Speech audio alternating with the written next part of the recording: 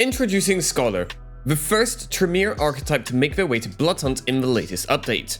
They are set to completely shake up how the game is played, and in this video, I'll give you a full overview of their abilities and perks, so you know what to expect. So get yourself comfy because this channel is your one-stop shop for all Bloodhunt news, tips, and guides. Just a quick heads up, the Bloodhunt launch anniversary is just around the corner, and I am planning a huge giveaway to celebrate the occasion. So if you fancy a chance of winning a limited edition Bloodhunt keyboard from Xtrafy and more prizes, then make sure you follow me on Twitch where I'll be hosting the giveaway. Let's start off with Scholar's passive ability, Vital Knowledge. This ability will reveal enemies you damage for a duration of 2 seconds, allowing you to see them through walls. The reveal effect duration will refresh every time you damage the enemy, and the target will be revealed for all the members of your team. This reveal does not apply any damage modifiers to the enemy like Prowler's Scouting Famulus does. You can reveal multiple enemies at the same time, but the entity are immune to this effect. Scholar's unique archetype ability Bloodlines will have you charge up and throw a spear of blood at your enemy, causing 50 damage on impact, and healing you for 50 health per enemy hit. The spear will also heal any allies it passes through for 50 health. You will also gain a large boost to your clan ability regeneration per enemy hit. The spear's cooldown is set at 20 seconds with a cast time at just over a second. The ability has multiple mechanics to it as the spear will traverse matter. This means that you can line up and hit an enemy from behind cover, and even entire buildings. Revealing your target first with your passive ability will make this a lot easier to achieve. The spear won't stop at your target though, and will continue up to 100 meters, so be careful when throwing it near mortals, as you could easily find yourself bloodhunted even if they were on the other side of a building. This is the same distance as Prowler's bats to give you an idea. Hitting enemies with a fatal blow that would usually down them completely destroys them instead in a small explosion. This means that you can completely finish off a live target who is under 50 hit points with a single blow. As you won't be able to diablerize your target afterwards, you instead gain 100 health on elimination.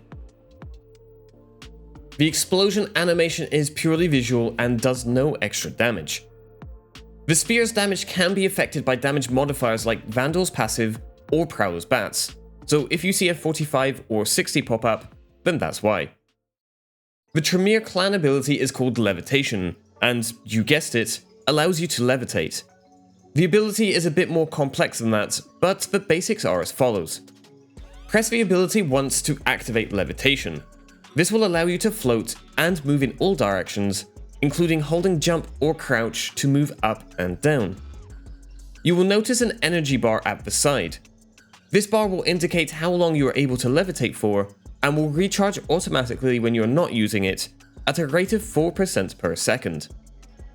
The little notch near the bottom indicates the 25% mark, and you require 20% to initiate the ability, so you can use this as a rough guide for the minimum needed to use it.